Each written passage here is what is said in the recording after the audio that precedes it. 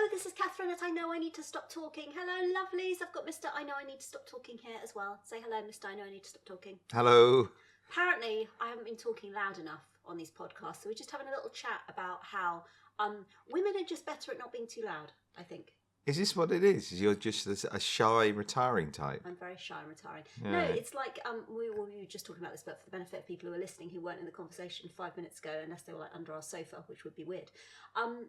Women just throw up by opening their mouths, whereas men throw up by opening their mouths and making exorcist-style noises. It's a true fact. You ask any woman about any man in her life, and that's a true fact. And? What do you have to say about that? Well, nothing. It's just, we're a larger instrument. There's more of us. That's why it resonates more. No, it's not about being larger. It's about whether you make sound effects or whether you just get on with the task. No, I just think when we're vomiting, we think we're Brian Blessed.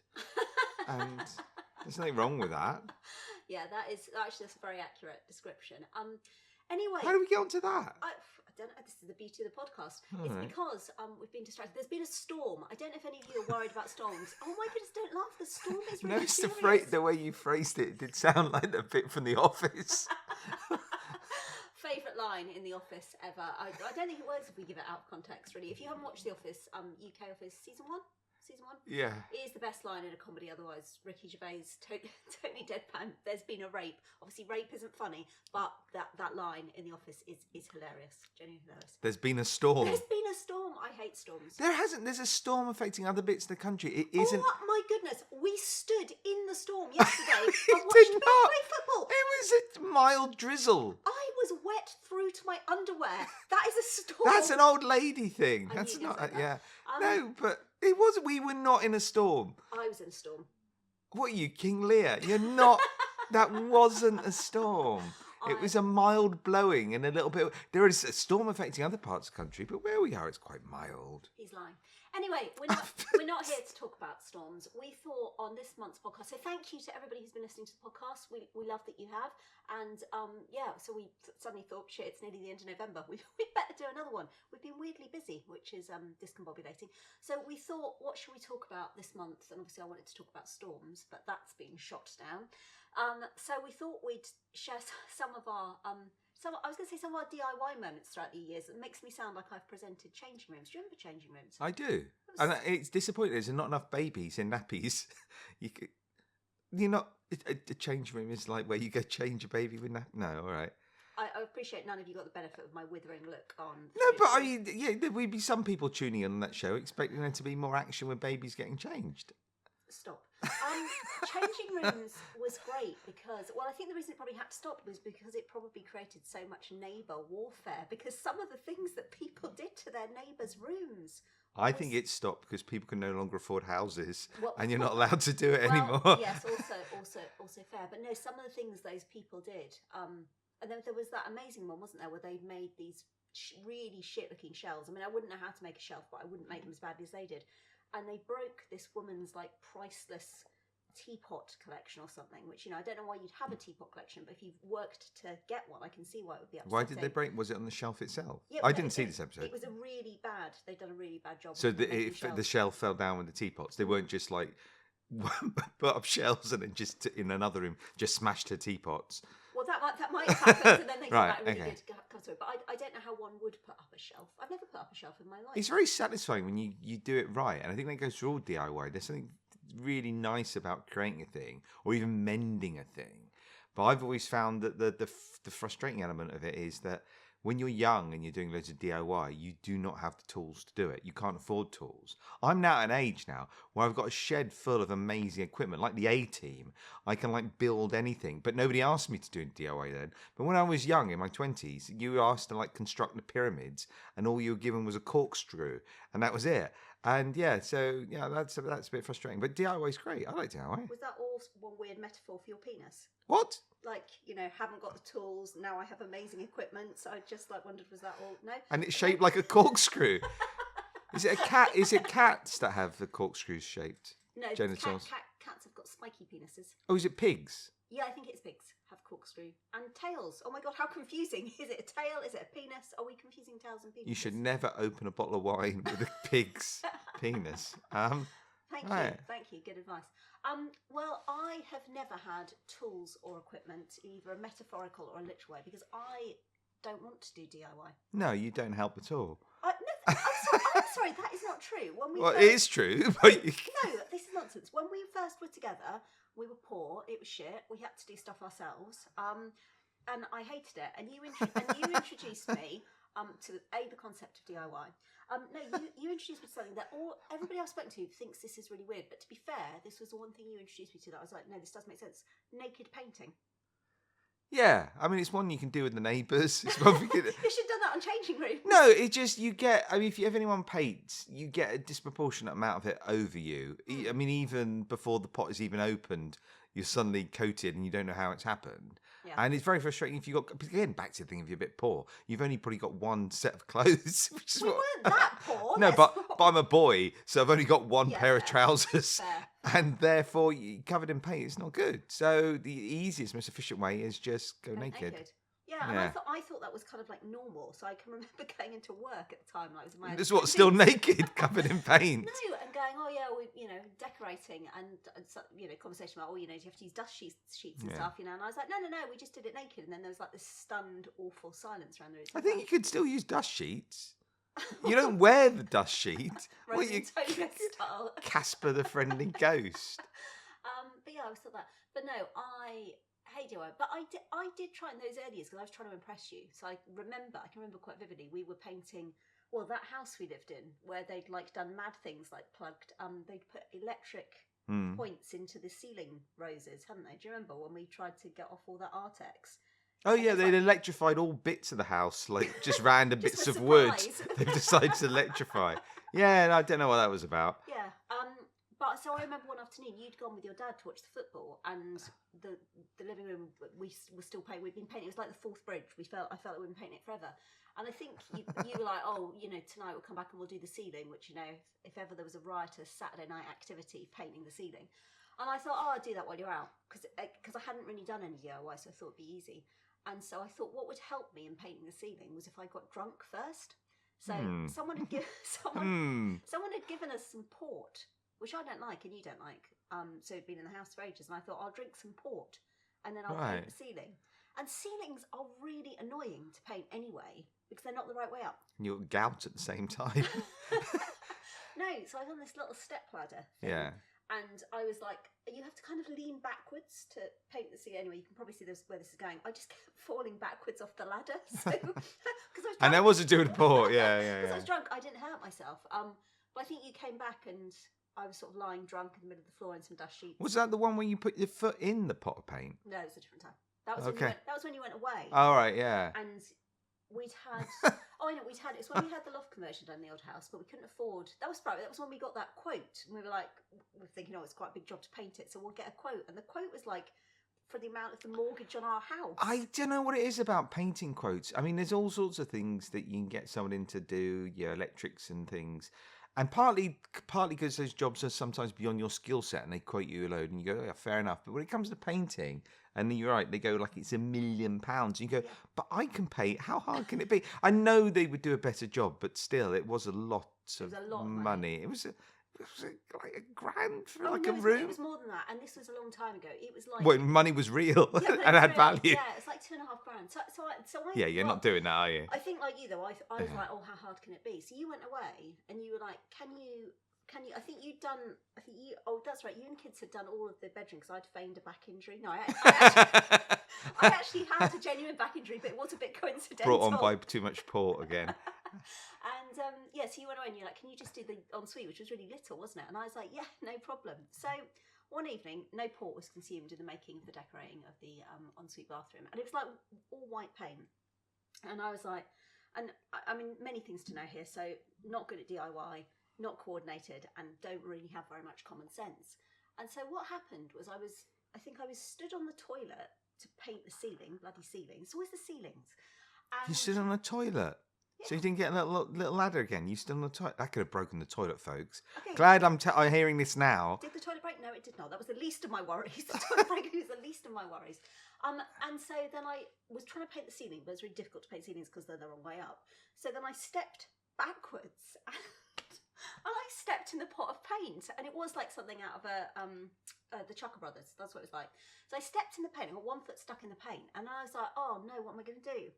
And obviously a normal person would have gone, okay, well the other foot hasn't got paint on it, so Yeah. I'll hop over to the bath and wash my foot. But you like matching feet, so you put the other one in. No. No, What? no, but instead I kind of was having my what shall I do monologue, having prized the painty foot out of the bucket while walking around the bedroom going, what shall I do with like paint footprints? Yeah, that's good. Absolutely everywhere. And then I was like, oh shit, now I've got foot on my paint and fucking everywhere else. And then I stopped painting the ceiling after that because I just thought, I'm not cut out for this. Did you say you got foot on your paint?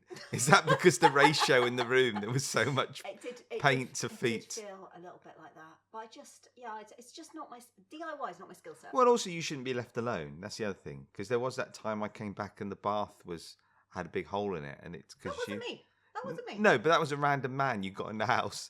And it was our friend, who we won't name, Paul. It was Paul. It wasn't me. It was Paul. Well, it was very suspicious at the time. I came home, big hole in the bath. If it wasn't such a ridiculous hole, I would have assumed the worst. But yeah, why did he break the bath again? Not my fault. Since it's someone else is doing DIY, but why? Yeah, well, exactly, not my fault. So I was just walking upstairs. Jamie was. And he was in there breaking up bath. No, and Jamie was really little. I was taken upstairs to the bath. You'd gone somewhere. Was it to football with my dad? No. Because this used to be the case in any anecdote in the podcast. No, Right, you might have okay. been doing your job or something. Right, okay. So I was walking upstairs and water was pouring through the ceiling. And while I don't know much about DIY, I do know that is bad. So I thought, what shall I do? Turn the bath off. Well, that was my first thing. I was like, I think Jamie was like 18 months, and I was like to him, why have you left the bath running? Obviously he hadn't, he was a baby. So when it says the bath wasn't running, so then I thought, mystery. I thought there's nothing I can do.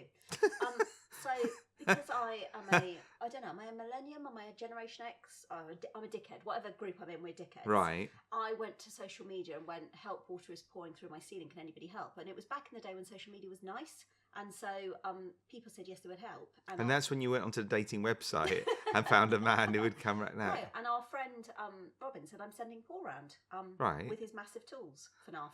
Yeah. So Paul did come around. Now, I have to say, I was like, wow, I've upgraded here. Because you go on about, not having the correct equipment.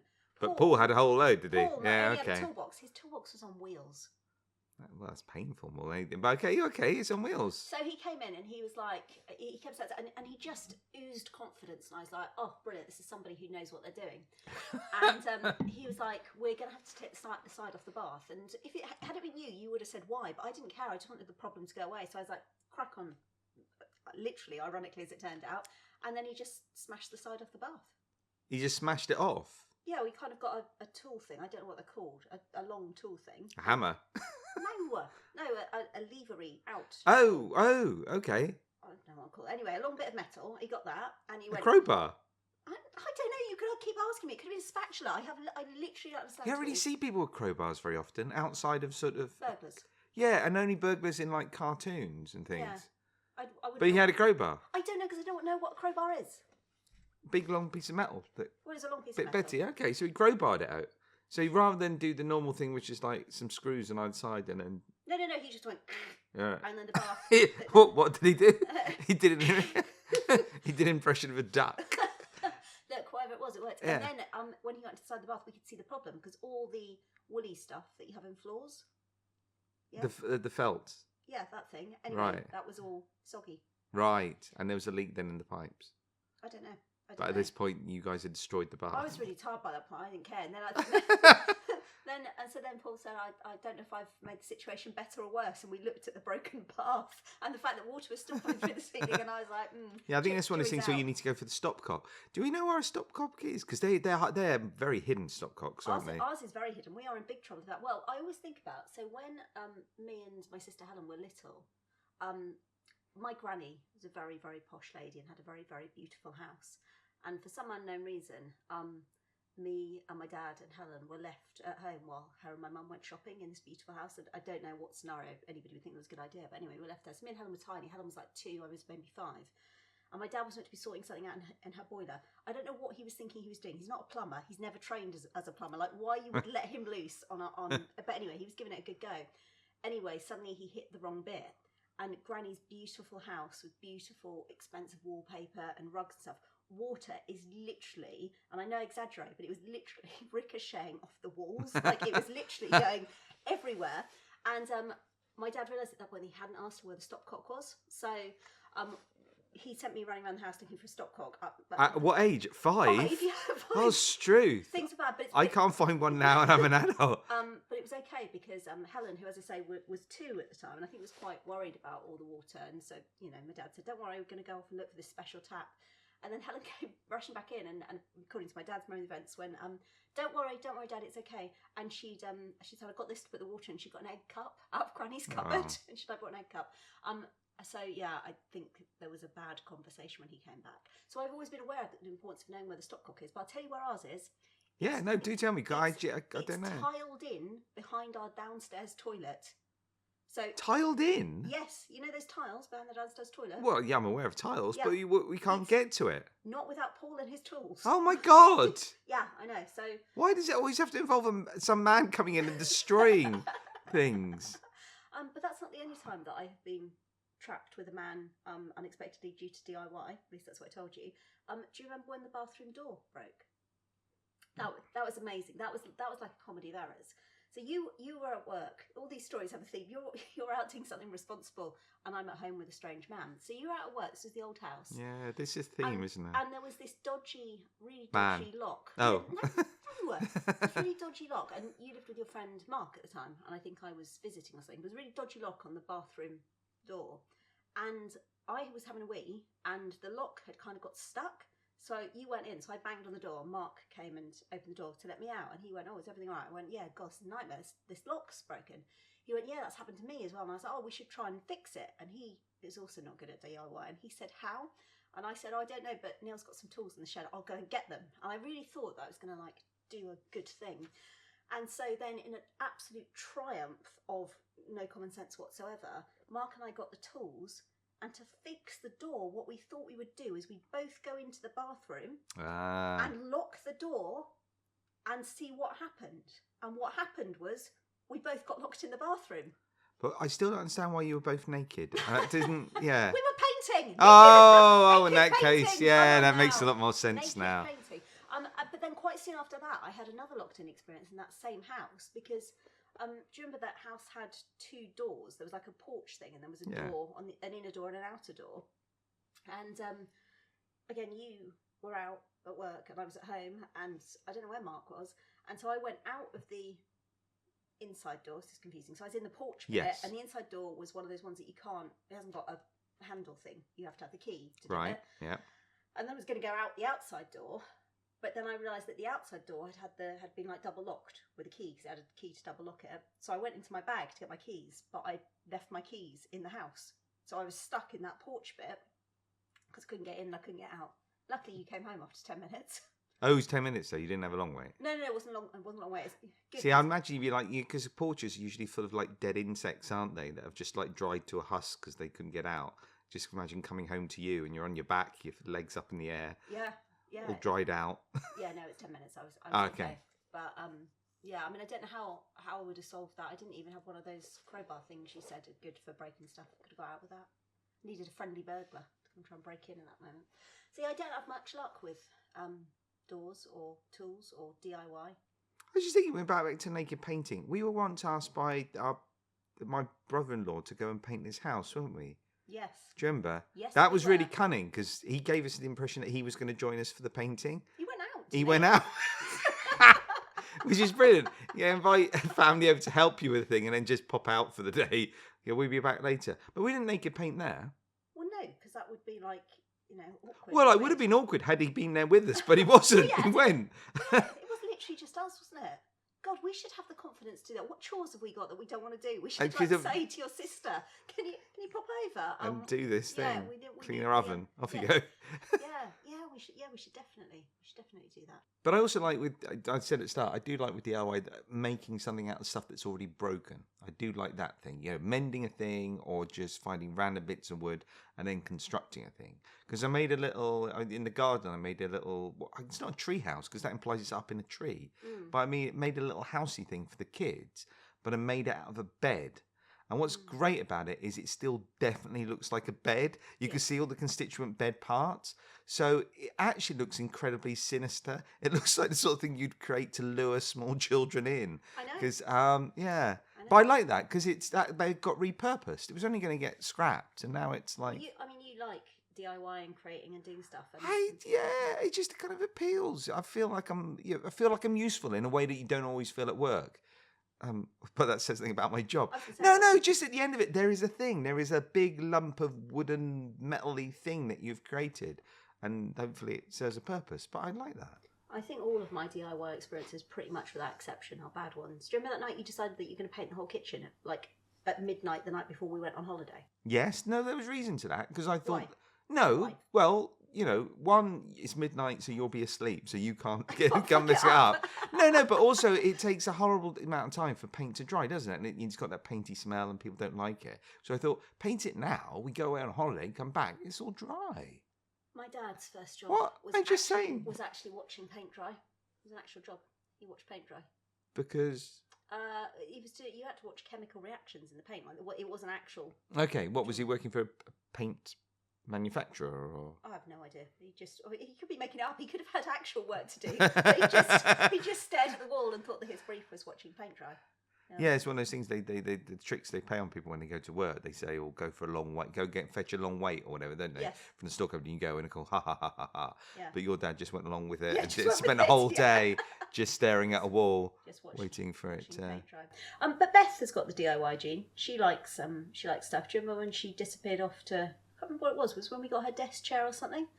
And she just came down to me casually and said, I need the toolkit, which is always slightly terrifying. And I was like, all right, well, you know where it is. And then brilliantly, she shouted downstairs to me. She went, I'm going to need a girthier screwdriver. She used the word girth? Yes, she used girthier, which was brilliant. And I said, why? And she said, I've got a really girthy screw here. Do we use the word girth a lot? No, I don't know where she got that from, but it was very funny. But yeah, she's always like creating and inventing stuff. In a way that I just don't want to. When I was making you, I don't want to. I think it's because when I was a kid in our house, it was like everybody was constantly doing DIY, like all the time. Like I don't remember. It's just because you were clumsy breaking stuff all the time. No, I don't remember a single Saturday that I wasn't in B&Q. I literally, some long haul flight. Because me and Helen's favourite things to do was in B&Q because my parents would go and look at different shades of magnolia paint for about 4 hours. And so we used to go to the doorbell aisle. Remember the doorbell aisle? Oh, and you could just go and press them all. Press all the doorbells. Yeah, no, that's... I mean, now I think, what dicks. What fucking irritating dicks. Ding dong. But at the time, it was fantastic. And then you could obviously go into the kitchen area and pretend that you were hosting a cooking programme. Used to do that quite a lot as well. That wouldn't have occurred to me to pretend I was hosting a TV show. I mean, I'd gone in, but I wouldn't naturally assume that as a kid. What, pretend I'm a TV host? Yeah. Oh my God. I didn't realise those kind of job opportunities were available to me. So I did that all the time. Like Saturday mornings, I would come down. I'd have a whole routine. I'd get the kitchen set up. What? How do you not know this story? I'd get the whole kitchen set up for my TV show. I think it's like an early version of Saturday Kitchen. And I'd be making like hot Weetabix with some milk and some sultanas. And I'd talk to my imagination. I had a jingle. Did you now? Yeah, I had an actual jingle. Can you remember it? Come watch me cook. Yeah, that was the end of it. Something about sexy pans. I'm in the kitchen, doing cooking, super cooking with my sexy pans. Right, how old are you? Old enough to know better. 42, it was last year. Gosh, so other kids, like, when they do play games, you pretend that you're a TV host? Yeah, but that's quite normal. That's not just a me thing. What do you mean it's quite normal? It's quite... Well, I don't say it's abnormal, but I don't think it's quite... It's common, is it? It's paid off. Look at us recording a podcast now. It was all preparation. You sitting there with your sexy pans. In my kitchen, so watch me cook, yeah. But the reason we go to B&Q and things like that is not necessarily out of just sheer joy. Back to that thing about it is because you're having to save money. I mean, if you had plenty of money, a lot of people I think would pay to have someone come in and do it for you, and it's all done. Yes, I would. So it's that thing of that little trade-off. We haven't got much money, so we're going to do this thing. But that in itself could be satisfying because you're like, look at the money we've saved by building it ourselves. No. But some of the stuff you build it out of is horrendous, isn't it? That's the sad thing is that sometimes with the with the really cheap wood veneers and all the rest. You get so angry. I do get angry because you build a thing and it lasts for 2 seconds, and that's really depressing. So yeah, I'm a big fan of. Yeah, but the flip side of that is how nice are Allen keys. I love Allen keys. Yeah, no, Allen keys. Yeah, all right. Yeah, and I've got a pretty good collection of Allen keys over the years. Yeah, we've got loads of Allen keys. Once I worked for a job and a boss called Alan, and he was off on holiday or something. Somebody went, "Where's the Allen keys?" And someone else went, "Alan's got them." And I laughed for about 3 hours. Yeah, and I think that's the right reaction to that. Like never not funny. But yeah, so my entire childhood, like literally every week, there was like wallpaper paste going up. I think basically it was my parents very literally trying to glue their marriage together. Yeah, I mean, we've never had to put our wallpaper together. I'm not sure our marriage would survive. I've known a few couples that in their early years they went off and actually got sort of training, I guess. They went off for night classes on how to do like plastering and wallpapering, and actually that's really quite canny. That's a really good idea. I mean, yeah, all right, it brings you closer together, shared hobby and stuff. But again, think of the money you've saved. But then you've never got an excuse to be crap at it. I mean, like, I've given you all my many examples where I've demonstrated that I'm really, really bad at DIY. No, I'd like to know plastering. I'd like to be able to do plastering. I'd like to do plastering because it looks nice, but I think it's one of those things like painting. We're sitting right by my computer here. This is where we're recording this, right? And there's a nice little sort of display cabinet on the wall behind the computer, and it looks really nice and stuff. But the display cabinet is there because it's hiding 2 huge holes in our wall in our sitting room that were left by the previous owners. Because they had 2 TVs in one room. They had 2 TVs on the same bit of wall as well. So I assume they must have done, like, I don't know, stock market deals or something. That's the only time I see people with multiple TV sets. In Tokyo, our stock's gone down, so we must. But we've now got these 2 huge holes in the wall, and we've never got around to repairing them. So that's why it's covering holes. But I did have one achievement. This is actually a genuine achievement that I haven't told you about. I'm really proud of this. On Thursday, a day last week, I can't remember. This is a recent achievement. No, so we've lived in this house for 9 years. Guess what I did on Thursday, Friday? I can't believe I haven't told you this. Paid the mortgage for the first time. Slow hand clap. No, what have you done? Better than that. What's you done?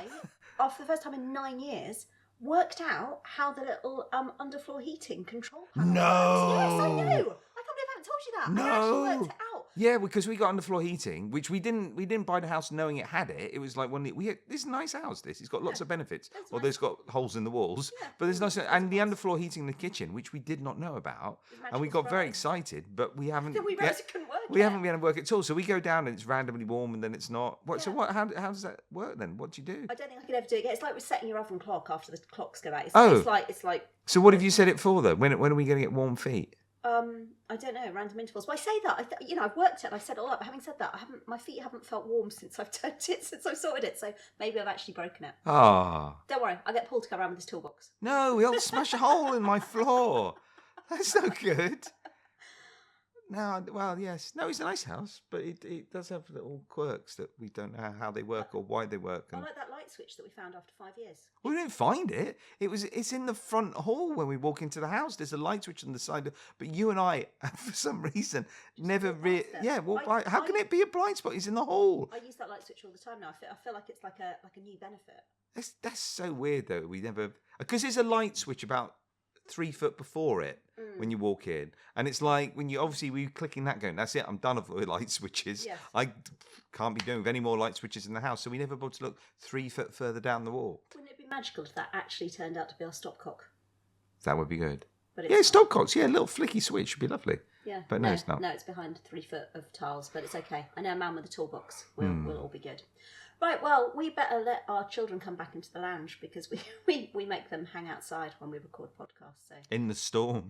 No, not in the storm. So I hope you're all okay and keeping safe in the storm. Thank you so much as always for listening. We will do another podcast before Christmas, probably about Christmas, by which time maybe we'll have fought out the household battle of when should the Christmas decorations go up. Now. Not before December. Now. Oh, no. Please, now. Soon. No, although I told you someone had a really good idea online that I was chatting to. They said what you should do is you put up your decorations now, but you only switch the lights on December the 1st. And I thought that was a great compromise. No, because then the house is full of shit that doesn't even look nice. What? The tree looks nice when I put it up. No, it doesn't. It looks all... Mr. I don't need to stop talking. We've got 2 trees. Again, secret of happy marriage, separate duvets, separate bank accounts, separate Christmas trees.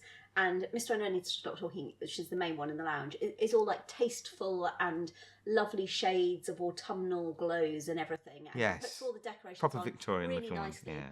And mine in the other room is unholy and covered with all kinds of shades, predominantly pink, but we'll put just about anything there, and glitter and tinsel. Underwear hanging off of it. And it's glorious, and that is the true meaning of Christmas. Yeah, but I'm saying we could put on my nice one and it would just sit there as a nice... No, 1st of December. It's too soon. Besides, the storms might take And it then down. the trouble is you then take it all down really fast after Christmas as well. Yes, that is the point, that after Christmas, the Christmas decorations come down. No, it's not the point. Yes, it is. Oh, this just depresses me. Yes, well, anyway, so we'll come back and talk to you in December to let you know. Can I come and stay at your house? For fuck's sake. I'm just saying. All I say is if he suggests painting. If there's anyone out there whose house has got the decorations up already, let me know where you live and I'll come round. It'll be naked painting. I'm just saying. But thank you all so much for listening.